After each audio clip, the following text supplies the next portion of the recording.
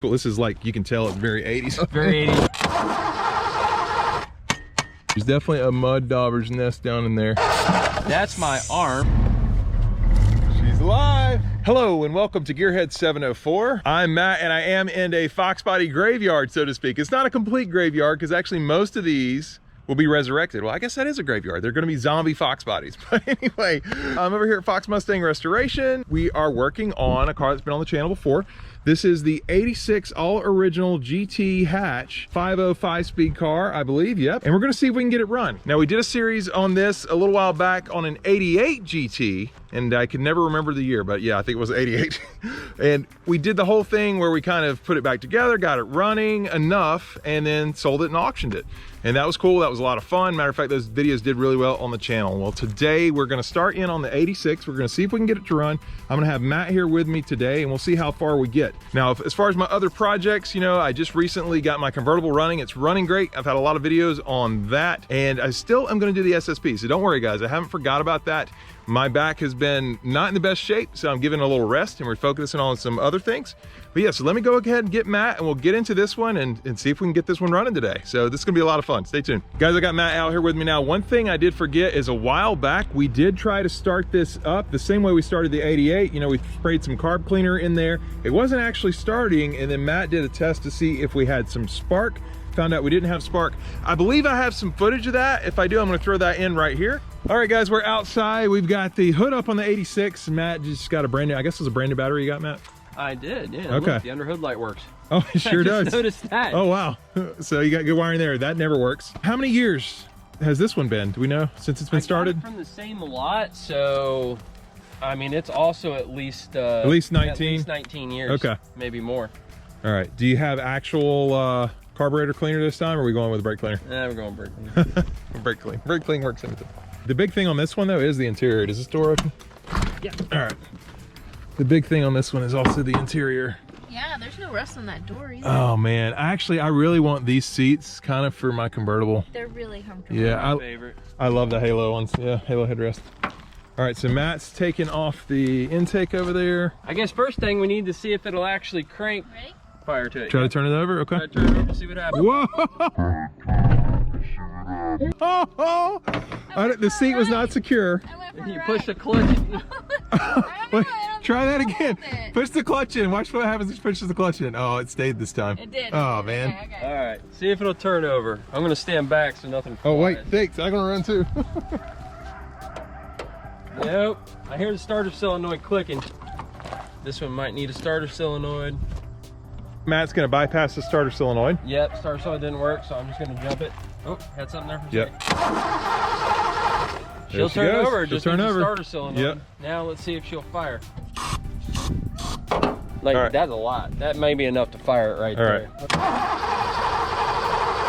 I just need to spray a little more, right? Yeah, let's try spraying it so it All actually sucks it into the intake. And just give it a little spray, not a whole Okay. lot.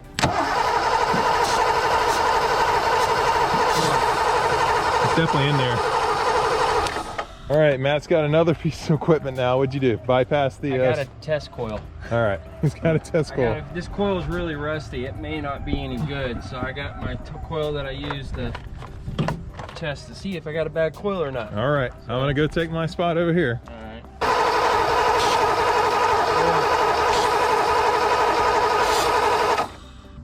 We'll see if we got any spark. Oh. No spark. If there was spark, it would have been jumping right there. Okay. So, yeah. So I just got to figure out why it's not sparking, but that should be pretty easy to figure out. All right. You know, she turns over nice and strong. Yeah, However, at least you heard it turn over. Yeah, but she doesn't have spark. No. A no spark is going to be pretty simple to figure out. Once it sparks, hopefully it'll fire. But that's the background on this one. We know we're not getting spark, and Matt's next thought on this was we need to start doing some diagnostics, figure out why we're not getting spark. You know, is it TFI, whatever. So that's what we're troubleshooting today on this car, is why we are not getting the spark. We're starting there, and I'm going to turn it over to Matt here at this point to walk us through the next steps. Last time that we didn't see anything, we right? didn't have any spark, so yeah. I had a test coil. I tried a test coil. We still didn't have any spark, so that's telling us that we have something wrong with the TFI system. So the module may be bad. The pickup inside the distributor that tells the module what's happening may be bad.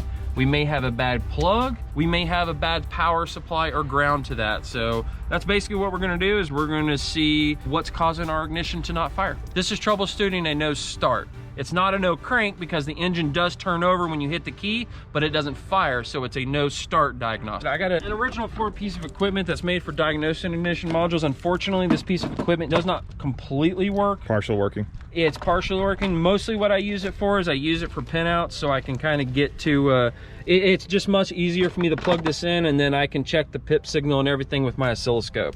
So I'm basically using this as kind of like just a jump box to access the electrical system. Yeah, and there's the oscilloscope, guys, and in case you're unfamiliar with that, we did an entire video on that, and those are pretty cool. I think you can actually pretty much buy those, right? Oscilloscopes, they're pretty... Yeah, this is an OTC. You can go to OTC's website, and I think I got this one from Summit Racing, actually. Okay, cool. Cool. This is like, you can tell it's very 80s. Man, look at these switches and stuff. Very 80s. You got the Ford's insignia, the rotunda, and all that fun stuff. Have you driven a Ford lately, Matt? Have you driven a Ford? Maybe every day. Yeah. Daily, that's what they're called. That's right. So we'll go ahead and unplug the ignition module. This plugs in between the ignition module and the plug itself. So ideally you can run the car with this piece of equipment plugged in. So that plugs into the plug, and this portion plugs into the actual module itself. Right. And there we go. So this will tell us if we're getting any signal from the pip sensor? That's what I'm gonna use it for. Right. Yeah, I'm gonna use it to be able to hook my oscilloscope up and test the pip signal. PIP, the profile ignition pickup, it comes out of the Hall effect sensor, which is the sensor inside the distributor that tells the ignition module and computer which cylinder to fire. Along with the signal to fire the ignition, it's also the same signal the computer uses to fire the injector. Yeah, and that was what we replaced when we rebuilt the distributor on the channel, right? We had a video where we rebuilt the distributor and we replaced that. Matt's got his remote starter hooked up, allows him to start the car without having to be in the car. We're plugged up and we should have power. There we go. I heard it beep.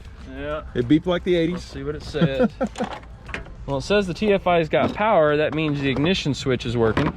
We know the TFI module's getting power, but we don't know if the PIP is working or if the module's working and sending anything out. He's got the oscilloscope hooked up. So I'm going to ignition, go to the PIP, and right here, we're gonna use waveform A. We're only gonna be using A. And this is a kind of an example of how the pattern's gonna look. That's nothing more than a reference pattern. So I'm gonna take the reference pattern away. Now we just have our grid. We're gonna go to run.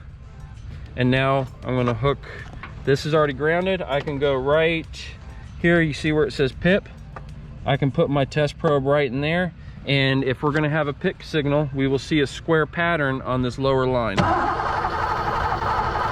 pattern at all. We have no PIP. And we got no signal. So that tells us that the PIP sensor inside distributor is probably not working. Is that right, Matt? Probably not. I'm gonna go ahead and do some manual tests to make sure we have power at the control module where we're supposed to. I'm not gonna say it's the PIP yet. I wanna do some more tests to verify that the powers and grounds are working in the electrical system. And at that point, if we know we got good powers and grounds to the ignition module, then the chances are it's gonna be the PIP sensor. And sorry about the lighting, guys. It's wintertime, sun's going down, so you may see some shadows or whatever, but... Yeah, it's like 12. Yeah, it's like 12 o'clock. Matt is gonna go ahead and test the ground now, make sure we got good ground. So we're gonna check the ground to make sure the ground's the TFI module. So it's very important to have this plugged into the system before you do this test because it grounds through the distributor. So we'll go here. And we've got... Yeah, it was something between 11, 8, and 12. Let me get a good contact. There you go. There we go, 12 volts. We got a solid 12 volts, so our ground is working. So the next thing we're gonna do is see if we got battery voltage going to the ignition module. I reversed my setup of my leads, so I'm back to the positive lead. And we're gonna look at wire number 4. Should be this one right here. We actually have battery voltage there. 11.89, so we're losing a little maybe over 2/10. a tenth of a half, yeah, almost 2/10 of a volt. That's just lost throughout the wiring. That's kind of normal, yeah. A little bit, yeah. I mean, granted, this system's gonna have a little bit more corrosion than your normal Foxbody. Right. So we know that the PIP signal's not coming out of the module. Now we want to probe into the PIP sensor directly. So we're getting ready to test the number 1 wire, which would be the top wire for the PIP sensor. When this is plugged in, it'll be the top wire. We're gonna see if we have a signal coming out of the PIP sensor.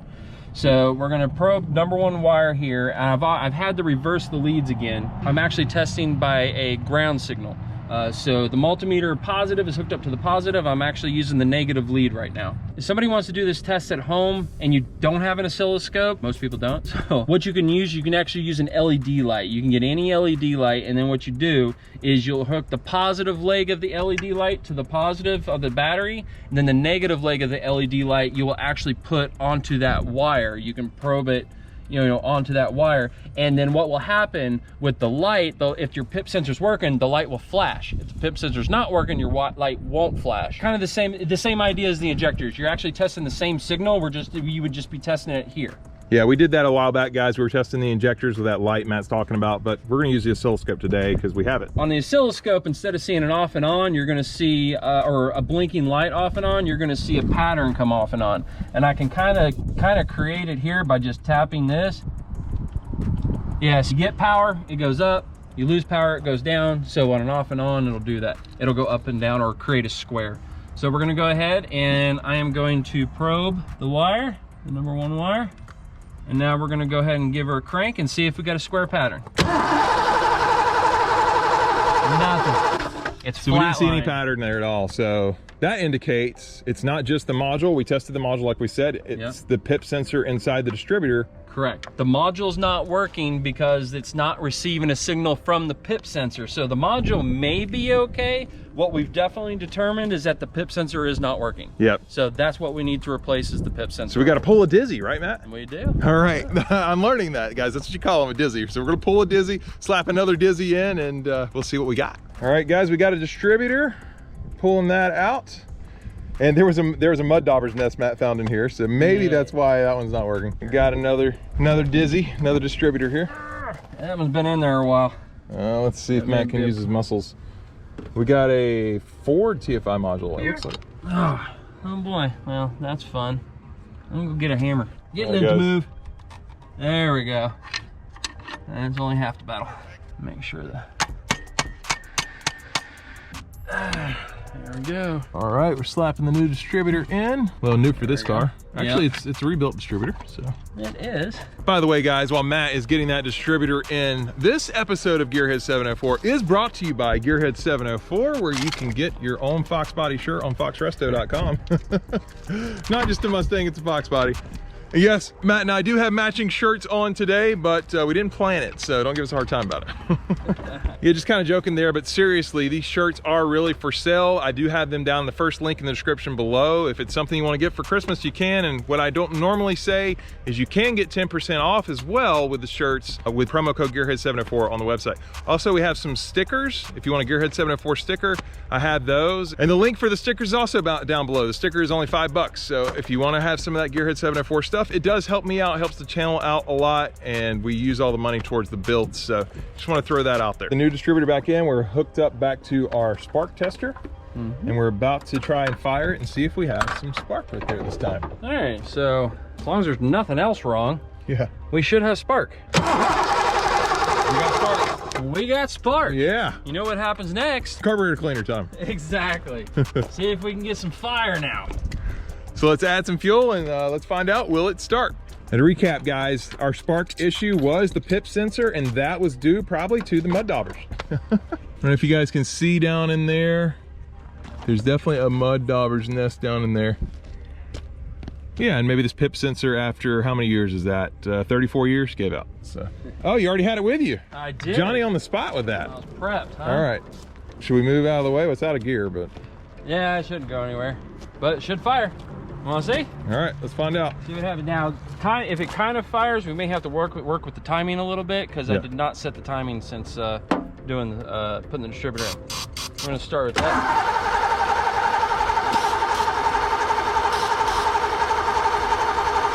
Come on. Oh, we got something. You want to squirt a little in there while I hold the throttle open? Yep. Go. That's my arm. Sorry. Let me point this thing the right way. Yes, please.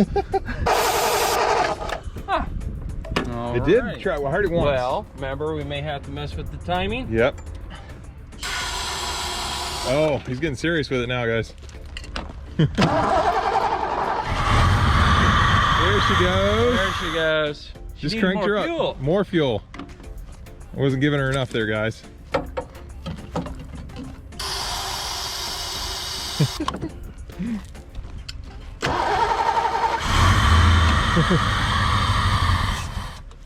All right. Well, Yeah, you guys heard it. She fired up. See if she'll work a little better this time.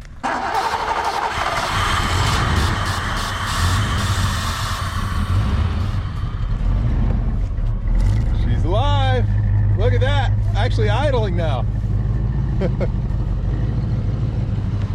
All right. Not a single tick out of the motor, man. Oh, listen how quiet that sounds. I'm gonna let her die now. She runs. All right, good job, Matt. So it was just that distributor. Yep. Well, the pip sensor more specifically. Yeah, because we tested that. We verified that. We did. We verified the test, and there you go. Hopefully you guys learned something out of this. I know I did. Next stage is we got to figure out what we're going to do with the car. Yeah, well, I bet the viewers have some ideas. What do you think we should do with this car? You know, should we give it to you? No, I'm just kidding. We don't know, guys. What would you rather see? Would you rather see us, just curious, you know, they're going to make up their own decision. It's their car, but would you rather see it auctioned off, or would you rather see it fully restored here on the channel? I already know the answer. They're going to go for the full restore on the channel. Of course. I know. But yeah, they're kind of deciding. It does fire, and that was pretty cool to see, you know, how to troubleshoot the ignition. Sometimes, Matt, you know, I've told you this before, sometimes people slam parts at it, right? Yeah. In this case, we actually diagnosed the issue. We started, you know, are we getting spark? We weren't getting spark. What holds us up from the spark? And we tested each kind of thing, each scenario, led us to directly seeing the pip sensor was the problem. And I kind of like that, you know, because you actually There's no didn't guesswork. You know what's wrong. Yeah, and we ended up with a good result, which always helps. Makes a good video. All right, guys, as you can see, we were able to get the 86 running. That's pretty cool, right? We went through the whole process, so hopefully that helps some of you guys. We do these kind of how-tos from time to time, although today I didn't know it was gonna be a how-to, but it was. It ended up being one, and you're probably wondering where I'm at right now. Well, I do have the truck. I'm actually right over, FMR's right over there. I brought the truck down the street because I was looking for somebody that some of you asked me about in my live stream, and that's why I'm putting it here at the end of the video. And that is Tyson. How's it going, Tyson? We adopted him about 4 months ago, and Tiff's here as well. But she was walking him. We just wanted to see how he would do, and he's doing pretty good. So I know some of you asked about our dog Tyson rescue, and he's doing great. He's put on what? How much weight does he put on, honey? Maybe 15, 20 pounds? No, more like 11, but that's, I mean. Okay. All right, I must be thinking about my weight that I put on, and yeah, it's not that much. But yeah, so he's put on some good weight though, in his case, and he's much healthier. You healthier, boy? Look at that tail wag. Come here, Tyson. Oh, what did you hear? Maybe you heard a Foxbody. Tyson, come here, come here. There you go, is a good boy. Yeah, but so he is doing great. We rescued him. He wants to check out the truck. He does want to check out the truck. Yeah, I brought the truck over today, guys. I got a video on that coming soon. Some of you guys have also asked about truck content, so you're getting everything you kind of want today. You're getting Tyson, Tiffany, well, I want her, and then getting the truck. So pretty cool. All right, well, they're going to finish their walk. Great to see you guys, and that's going to wrap this one up. I hope you guys enjoyed this video. If you did, please hit that like button. If you're stopping in for the first time, please subscribe, because I do upload 2 times a week, every Sunday and Wednesday. And we'll see you here next time on Gearhead 704. Hello and welcome to Gearhead 704. I'm Matt, and I am already starting today. Well, here we go. Oh, Lily's getting to something over there. Yeah, she is. Hey, Lily! 86 is right here though. It will be going up for auction soon. The 86 is right here though, so it will be going up for auction soon. Good God. Okay. Yeah, and so it's. There goes his probe. I think this is for bloopers.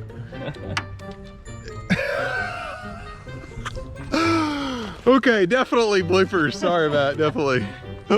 I'm gonna hold it this time. Let's go ahead and get into the giveaway. Let me show you guys what we're giving away right here. So these are actually spoilers with the hardware. These are Turbinator Ducktail spoilers for hatchbacks. And I've got some pictures to show you what it looks like, but I've got 2 here that I am giving away. But anyway, I'm gonna put some pictures up so you guys can see what they look like while I'm talking right now.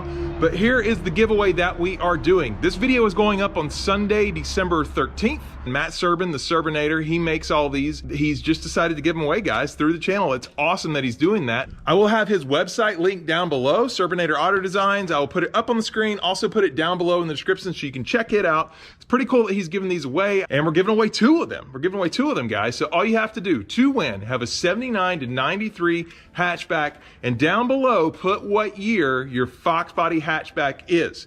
Again, this doesn't work for coupes. It doesn't work for convertibles. It's just for the hatches. And so if you have a hatch, 79 to 93, any hatch, GT or LX, put the year down below. If you do that, I'm going to be doing a drawing. The drawing is going to actually happen on December 27th. So you got 2 weeks from the time this video goes up, guys. Video that comes out on the 27th, I will be putting the winner in. I'll put it right in the comments. I will pin a comment to the top. I'll also put it in the video, whoever the winner is, so you can look for that. In addition to that, I'll put the winner out on my social media as well. I have all that down below, but I'm on Instagram, Facebook. I have TikTok, but I don't really use that anymore. But yeah, it'll be out on all my social media. I'll do a YouTube community post about it. So if you want to win, and there's going to be 2 winners, go ahead down below, leave the year of your hatchback, 79 to 93, whatever year you have, put it down in the comments below.